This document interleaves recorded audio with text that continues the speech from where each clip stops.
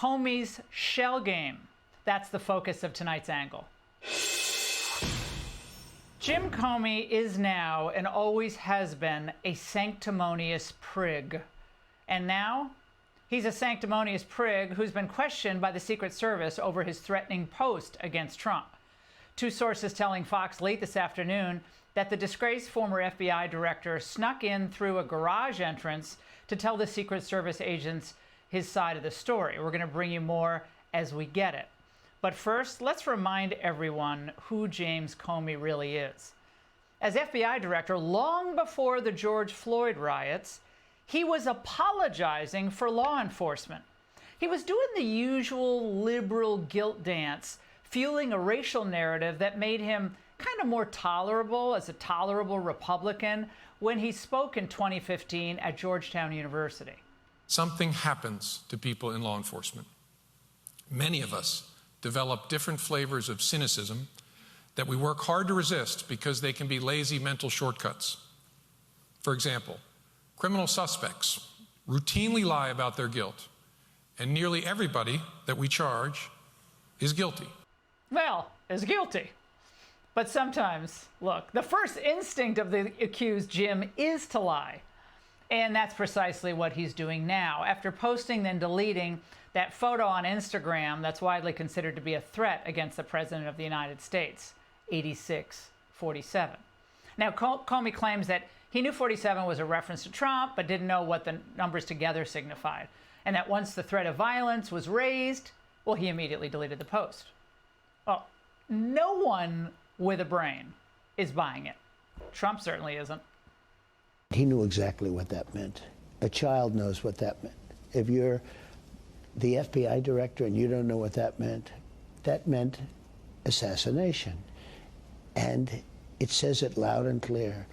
Now, he wasn't very competent, but he was competent enough to know what that meant. And he did it for a reason. He's calling for the assassination of the president. Look, Trump's comments about Comey are right on the money. Now, remember, we're talking about a guy, the former FBI director, who helped set the wheels in motion with Mike Flynn, all the way through the phony Russia collusion scandal, and then, of course, we can't forget early on his get-out-of-jail-free decision on Hillary. Do you think the Russians have leverage over President Trump? I don't know the answer to that. You think it's possible? Yes. I don't know whether the current president of the United States was with prostitutes peeing on each other in Moscow in 2013. It's possible. He could be wearing an ankle bracelet while accepting the nomination at the Republican convention. You could have a president who is potentially incarcerated when he's elected. Trump is the leader of a cult who has radicalized his followers, and dealing with a radicalized populace is incredibly challenging. That's a phenomenon we've seen in Islamic radicalism. The man has been seething about Trump from day one. He greenlit the surveillance of the Trump campaign, and he must have been fuming that Trump won in 2016. Remember the curtain video when he tried to hide from Trump when he was actually in the White House?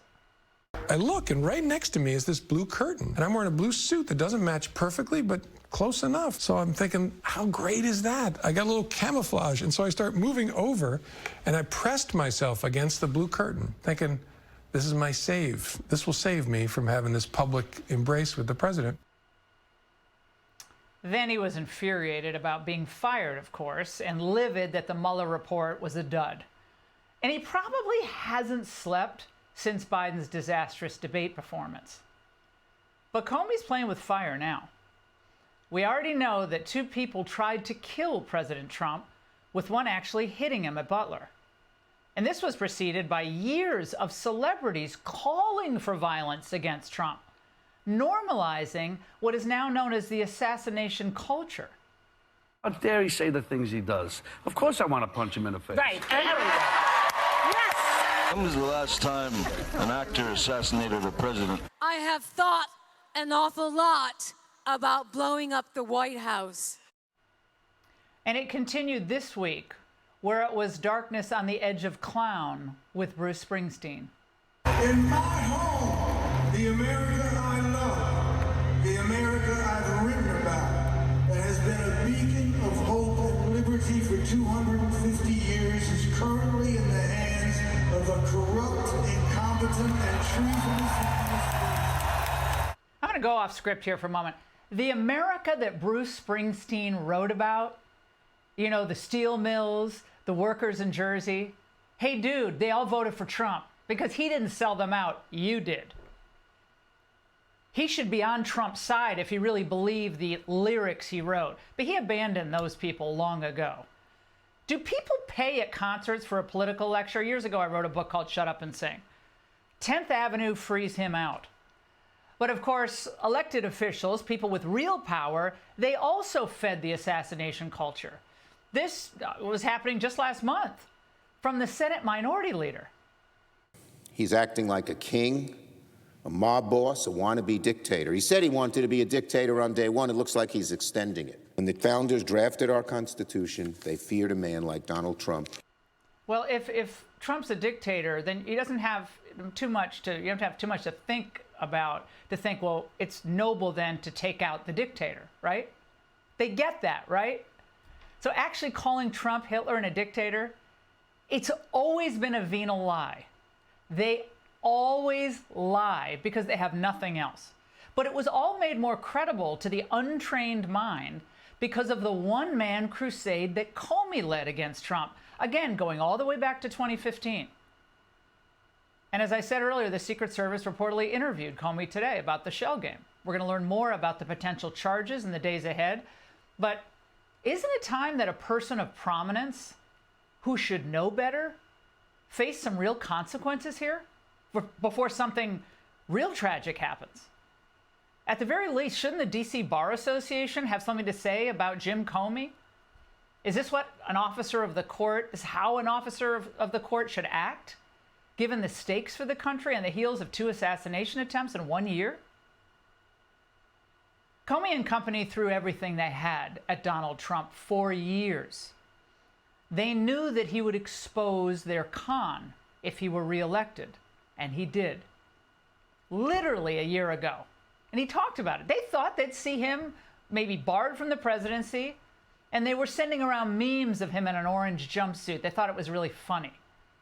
But in the end, Trump turned the tables on all of them, and they showed their true colors. And voters saw that the Democrats are the true threats to democracy. Trump saved us, at least for 4 years, from their venal reign of incompetence. And that's the angle. Hey, Sean Hannity here. Hey, click here to subscribe to Fox News YouTube page and catch our hottest interviews and most compelling analysis. You will not get it anywhere else.